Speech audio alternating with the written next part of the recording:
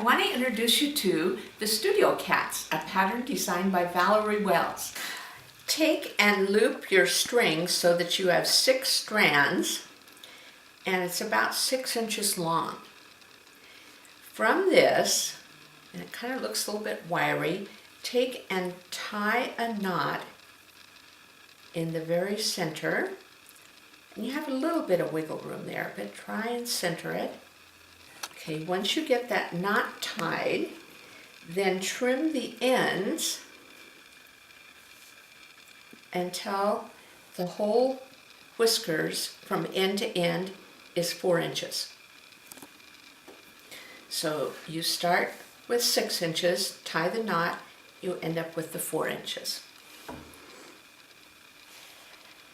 You have a little mark on your kitty where the whiskers are going to go. So you lay the whiskers down and you lay the nose on top of the whiskers so that when it gets pressed, the top of the nose is pressed down and the bottom of the nose is pressed down.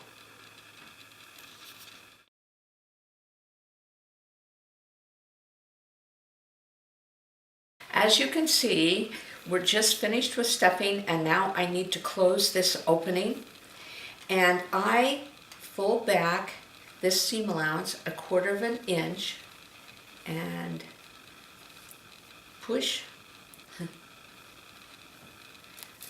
the fabric under it, and then I put a pin in at a little angle here. I like to have this closed up before I start. I find it's easier to stitch it if it's all closed up. Otherwise, I feel like I'm fighting with it and I don't want to do that. So it's all closed up and I have a needle threaded with a single thread and I have a knot. I'm going to use a whip stitch, which means I put the needle in through both layers of fabric and the thread goes over the top of the seam.